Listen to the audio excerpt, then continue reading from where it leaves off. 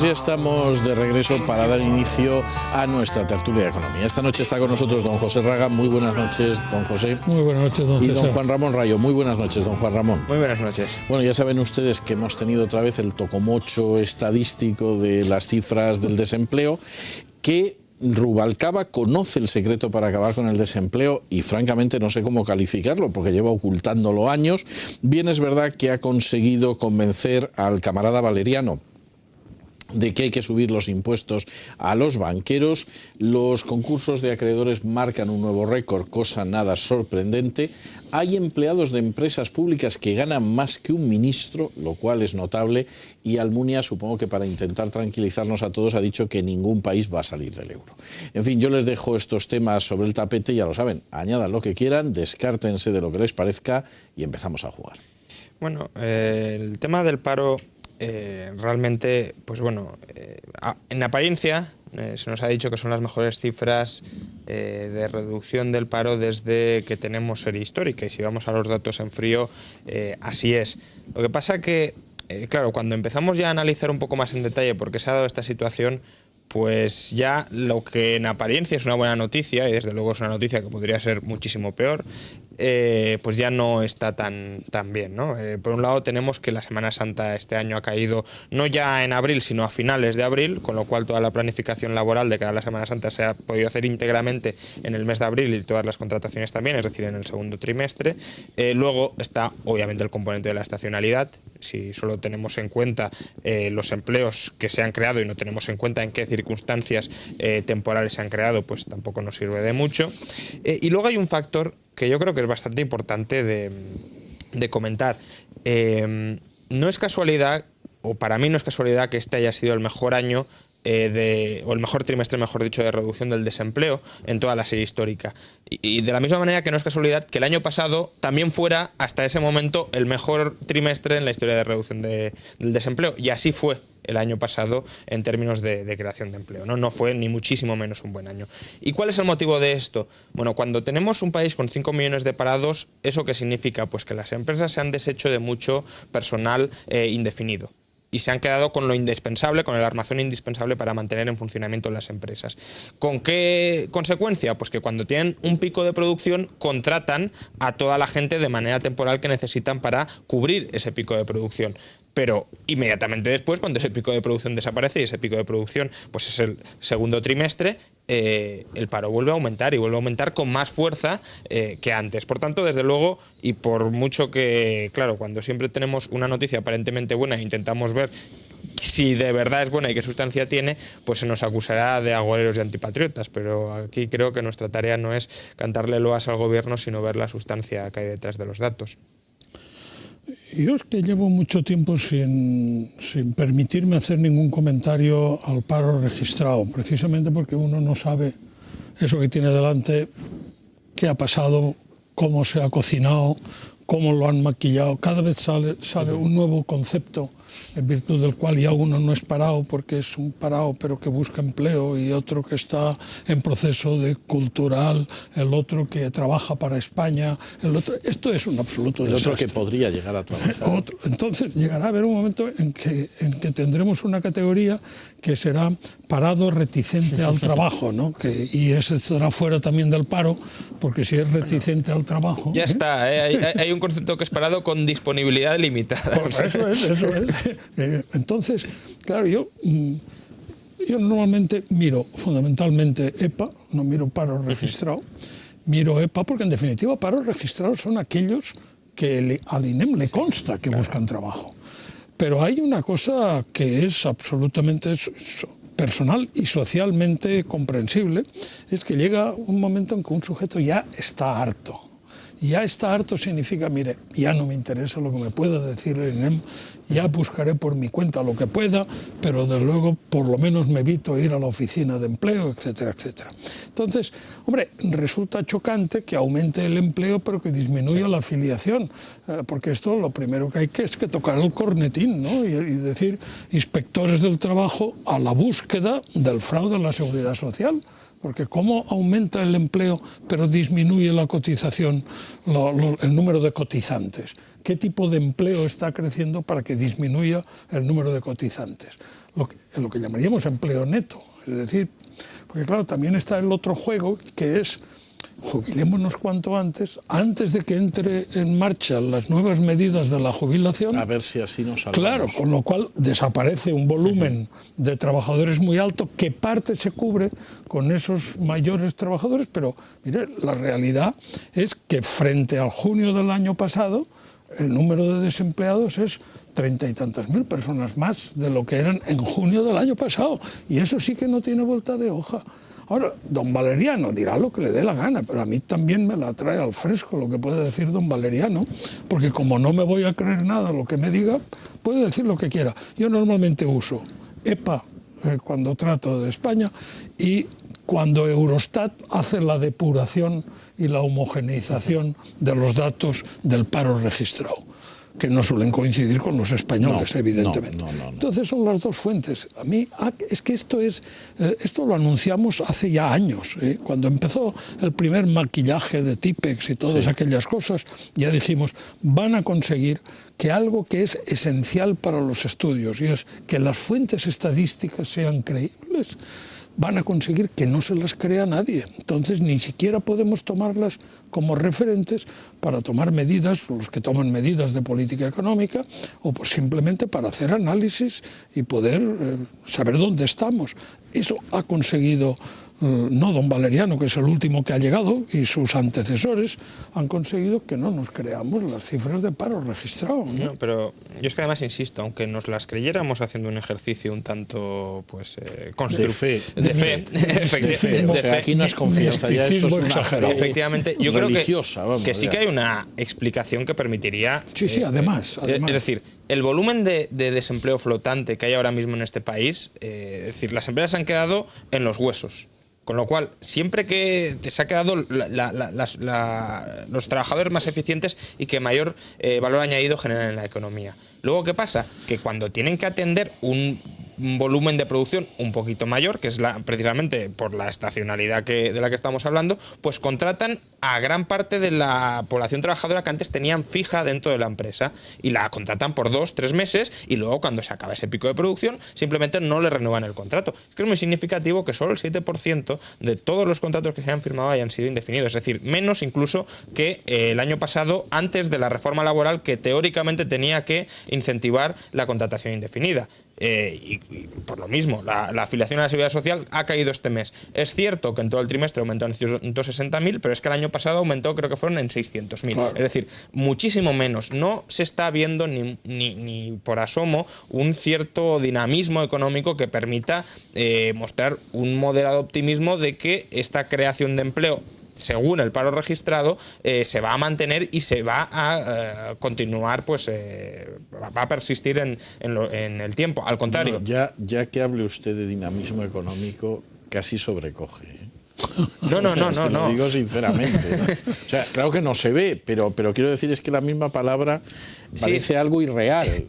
Totalmente. Es que si fuera el mejor trimestre de creación de empleo de la historia, esto solo puede venir justificado porque tengamos un dinamismo económico que ya nos prácticamente catapulte hacia la recuperación, y desde luego eso no se observa en este país. De hecho, yo creo que la percepción es justo la contraria, o que estamos igual o que vamos a ir a peor, porque además hay una serie de cuestiones que están planeando alrededor nuestro, que es si vamos a quebrar o no vamos a quebrar, y eso no es casualidad, eso no viene porque haya unos malvados especuladores que nos estén atacando, sino porque sigue habiendo dudas sobre la viabilidad económica de este Estado y de este país como Estado y como país. Y si existen dudas, entre otras cosas, es porque no se atisba ni muchísimo menos una creación de empleo neta que pueda perdurar en el tiempo. Entonces, lo que tenemos aquí es simplemente un pico de producción. Si tenemos 5 millones de parados y gran parte de esos 5 millones de parados es gente que antes estaba en las empresas para estar todo el año, ahora simplemente se la va contratando en las temporadas en las que haya punta de producción, punto. Y eso desde luego no es algo que debamos celebrar, ni mucho menos que debamos cantar por todo lo alto simplemente porque en un trimestre, ya digo, haya ido muy bien. Es que insisto, el año pasado fue el segundo mejor de la historia y ya vimos los desastrosos resultados que tuvo el año pasado en términos de empleo.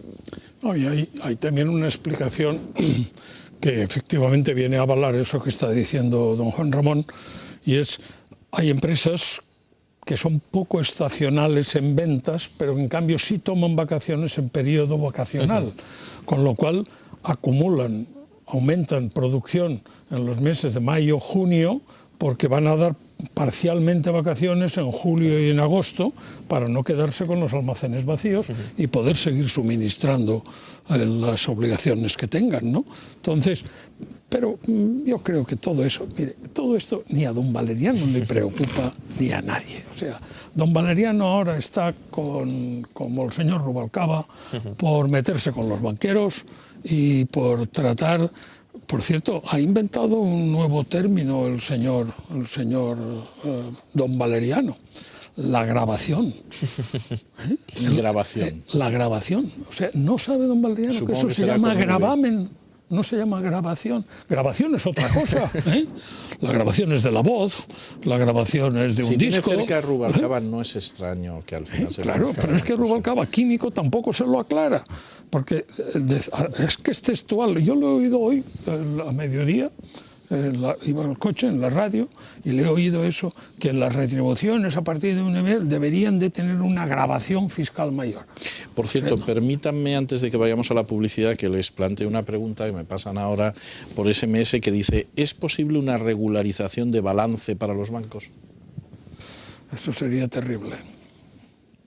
Las regularizaciones de balance son una forma de amnistía, vamos a llamarle así.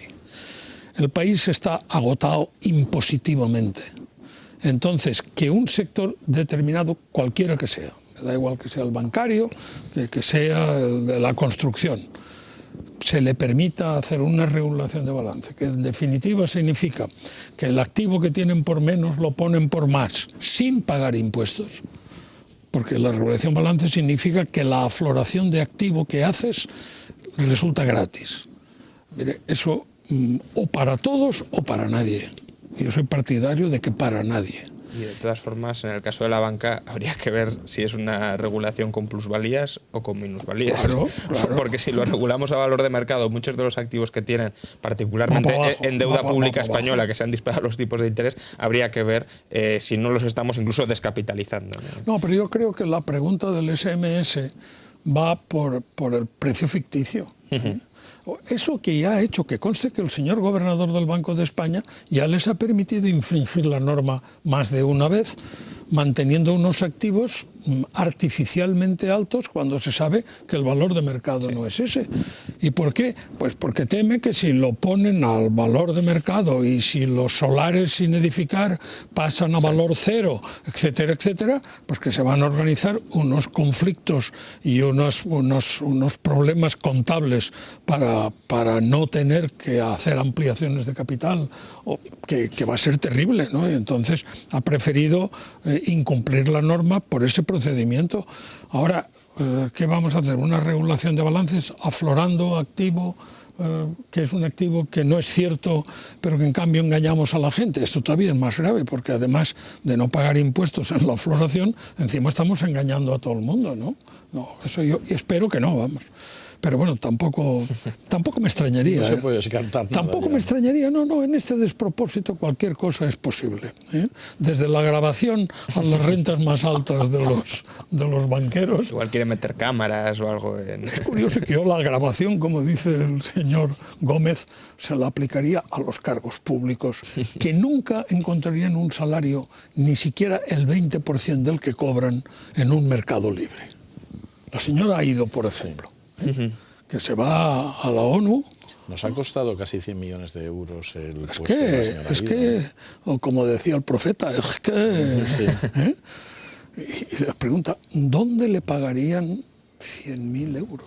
A políticos y a empleados de empresas públicas. Y empleados de empresas públicas. Que hoy hemos visto que cobran más que ministros. Sí. Vamos a hablar de eso, pero será después de la pausa publicitaria, más que nada porque la gente se tome un respiro antes de empezar a sollozar, hablando de salarios. Eso es. Regresamos enseguida.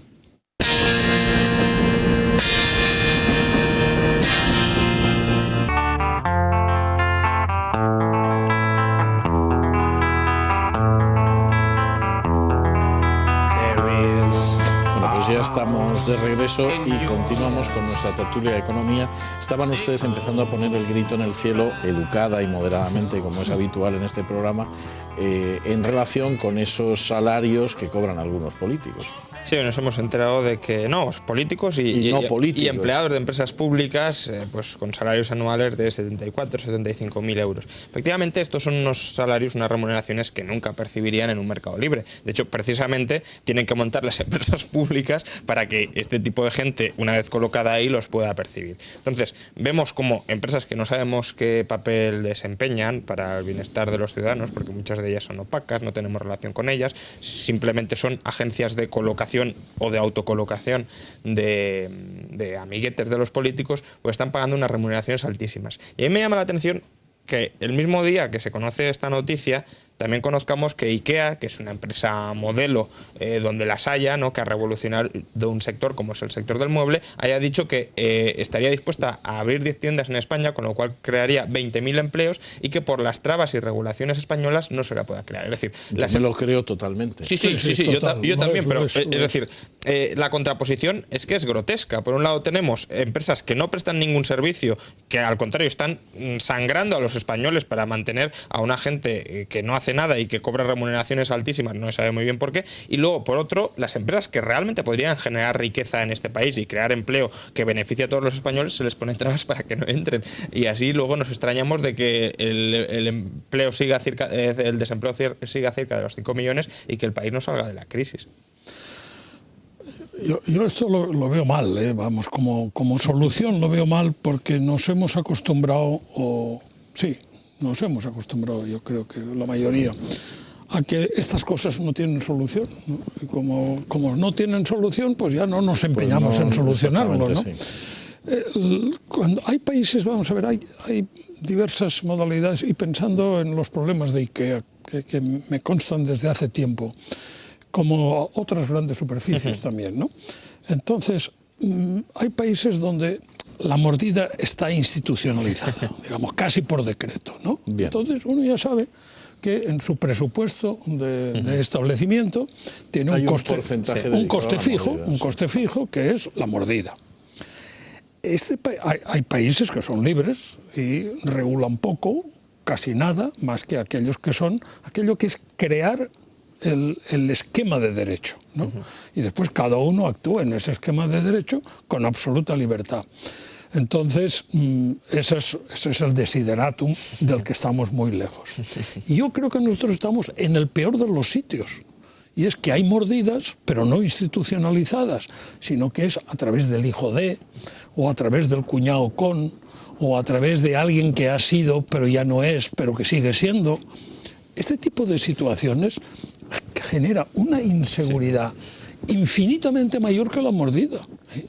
Entonces, nos decíamos antes, y he sacado yo el ejemplo y quiero atribuirme la responsabilidad. ¿Cuánto cobraría la señora ido en un mercado de trabajo? ¿Cuánto? Entonces, ¿por qué está en ese lugar donde está en estos momentos? Obviamente. Eso es, con un coste importante para el Estado y después con un nivel salarial de 100.000 euros. Pero, entonces, ¿cuál es la cuestión? Hombre, ¿no? Porque, dado que tenemos esa estructura tan poco transparente y tan poco equivalente a la mayoría de los países, estas personas acceden a esos puestos, y si no acceden a esos puestos, habiendo sido algo, estás seguro que la empresa privada, muy a regañadientes, pero te ofrecerá una posibilidad de colocación para acceder a los favores que le puedan dar. Escribí sobre el tema empresarial, dije, en una economía regulada no hace falta empresarios, porque basta, si es regulada plenamente, basta con leer el boletín oficial, no hace falta prever qué va a pasar en el mercado. Y si no es regulada, pero sí intervenida, de un poder discrecional del Estado, lo que hace falta es ser amigo del ministro. No ser un gran... ¿Para qué? Pues para que me conceda contratos, para que me conceda subvenciones, para que me conceda todo eso que está todos los días en la prensa, para que se hagan esos proyectos, esos aeropuertos que viajan 17 personas al mes por el aeropuerto, esos ferrocarriles donde no sube nadie. ¿Todo eso qué explicación tiene? Simplemente prebendas. Eso seguro, todo tiene nombre y apellidos. Entonces, claro, uno dice, ¿dónde estamos? ¿Eso qué solución tiene? Yo, francamente, pesimista. Imaginémonos cómo debe estar la cosa que IKEA es optimista en cuanto a la recuperación económica de España, que hay que ser muy optimista, y en cambio se le considera una dificultad insuperable vencer las regulaciones del sistema para abrir nuevas tiendas. Es decir, realmente estamos en un mundo...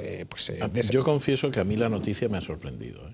O sea, vamos a ver, la parte de la noticia que no me ha sorprendido es que con el mare magnum legislativo y administrativo que hay en España no se atrevan a hacerlo.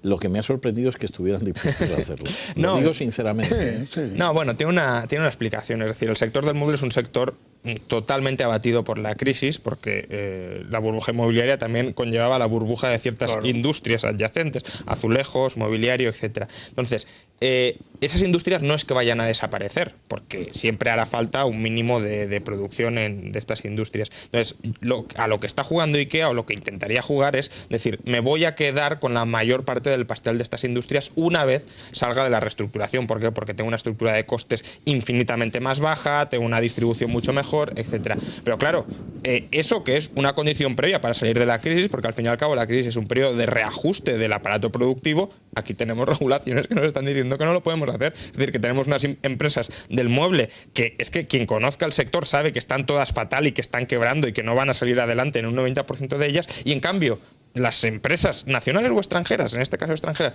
que podrían venir a España a salvar este sector, a reflotarlo, no les dejamos que entren, les imponemos unas barreras de entrada altísimas. Es decir, es un despropósito, insisto.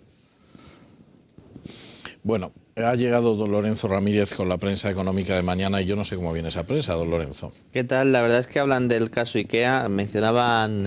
Hablan del caso IKEA. del Caso IKEA, yo ya lo llamo así. Mencionaba don José la mordida. Yo conozco un caso concreto en un municipio en el norte de Madrid, obviamente no voy a dar el nombre, en el que directamente se pidieron 3 millones de euros para abrir una gran superficie por recalificar el terreno. Que es así de sencillo, y como comentaba el profesor Rayo, ya no se trata de que sea una compañera extranjera de aquí, ¿no? Es usted me da a mí un maletín con 3 millones de euros y yo pongo ahí que usted puede hacer un centro comercial. Claro. Y es así. Y luego IKEA también, le llamo caso IKEA porque me parece muy paradigmático, porque es un ejemplo de cómo se pueden hacer con buenas ideas y con sobre todo con una gestión empresarial novedosa, conseguir que un sector que está hundido siga vendiendo, porque...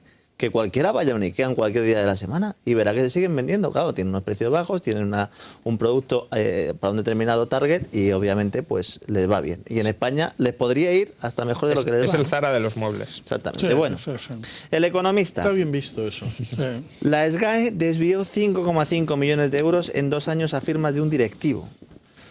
Afirmas de un Sí, directivo. directamente, o sea, ya, aquí ya es... O sea, ya esto ¡pum! se va ¿Usted se cerrando acuerda el de angular, Roldán, sí. que lo primero que dijo cuando llegó es la caja fuerte dónde está? La vamos a poner debajo de mi mesa. Eso fue lo primero que dijo, lo cuenta Cerdán y Rubio en algunos de sus libros. Pues esto es más o menos igual. El Economista la verdad es que lleva tratando el tema de las SGAE desde hace mucho tiempo, y Teddy Bautista y sus secuaces, ahora ya sí que son secuaces, de verdad. Sí, ahora parece que Sí, ahora ya son secuaces. van a ser secuaces. Yo creo que eran 4, por lo tanto cuadrilla. Cuadrilla. Son más de cuadrilla. Son más de cuadrilla. Sí, no ¿Sabes llegan si a llevan- 40, pero vamos, ¿Sabes sí. si llevan patillas o todavía no? No, bueno. Standard & Poor's asegura que el rescate griego es un impago selectivo, algo que prácticamente todos ya hemos apuntado en esta mesa en numerosas ocasiones.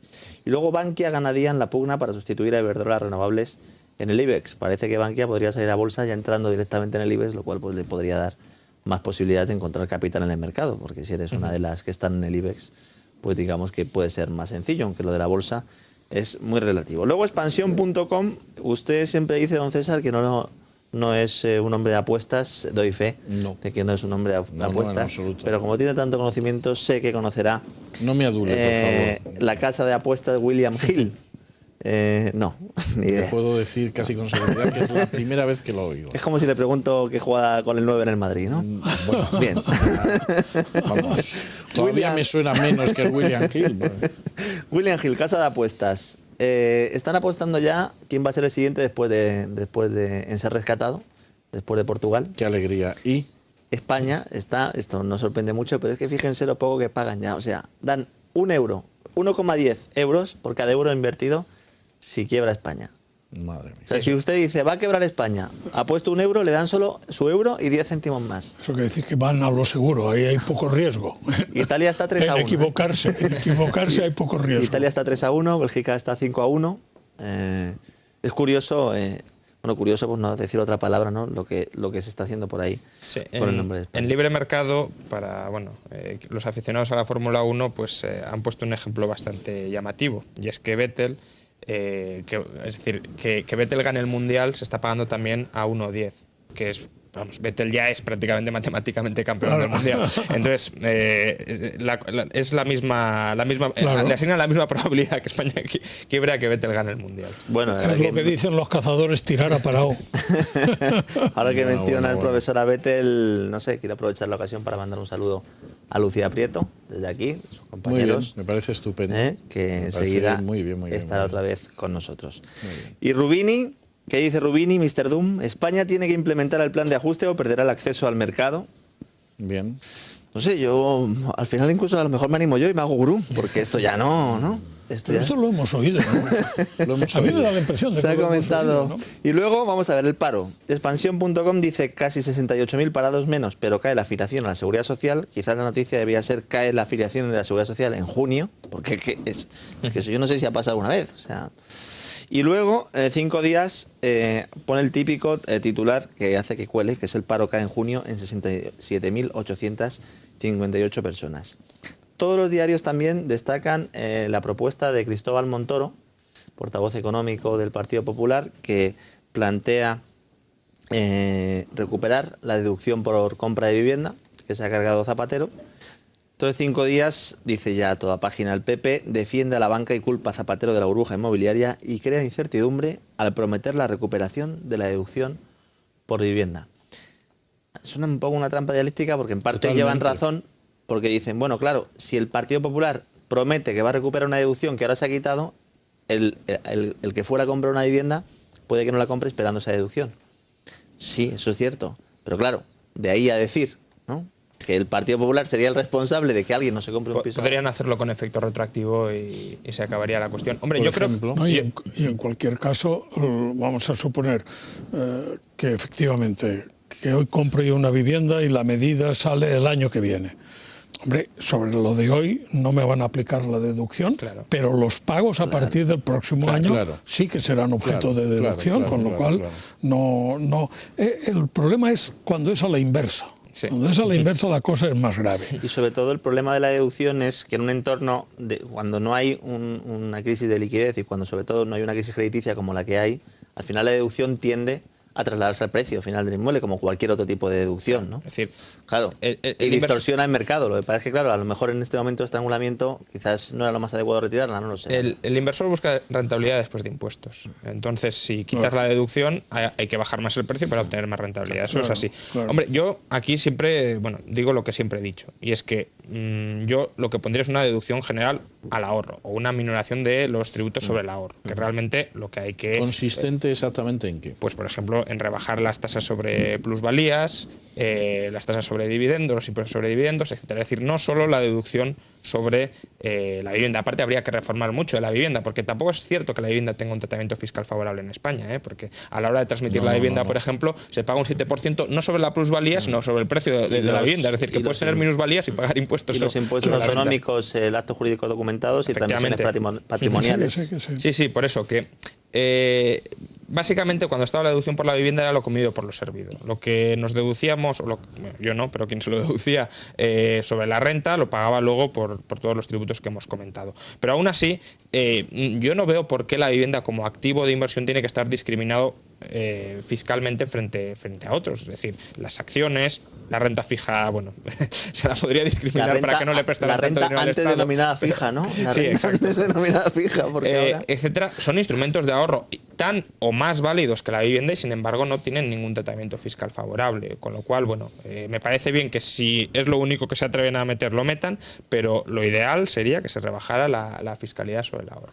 El problema es que las cosas, las situaciones específicas generan distorsión. O sea, por ejemplo, tenemos un caso muy claro, pero una distorsión que llega a desfigurar el mercado y a no saber cuál es el mercado real en el que estamos, ¿no? Porque el el precio de la caso de los información. automóviles. Está todo el mundo y sigue el mercado del automóvil desmoronado. No, el mercado del automóvil está como tiene que estar. Lo que pasa es que ustedes habían vivido un espejismo por no se sabe por qué razón. La compra del automóvil tiene que estar o tenía que estar primada con que parte del precio del automóvil lo pague el Estado y no la compra de los zapatos, que son más necesarios que el automóvil. Pero no me quepa usted la menor duda. O se me apura la de la leche y el pan. Si por ejemplo. Además, en ese caso, conducir descalzo no se puede. Claro. Entonces, quiero decir, esas cosas.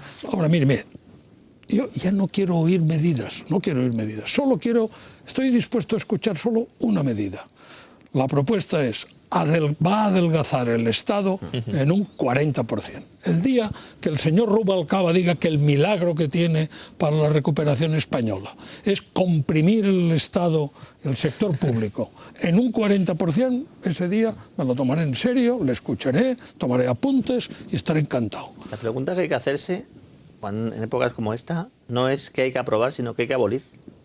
Yo, en principio, si yo me pusiera a derogar, no me tomaba vacaciones este año. No me tomaba. Seguramente seríamos dos y yo las necesito desesperadamente. Usted no sé, pero yo sí. Bueno, don José, don Juan Ramón, don Lorenzo, muchas gracias, muy buenas noches. Muchas gracias. Y nosotros hacemos una pausa y regresamos con nuestro invitado de esta noche.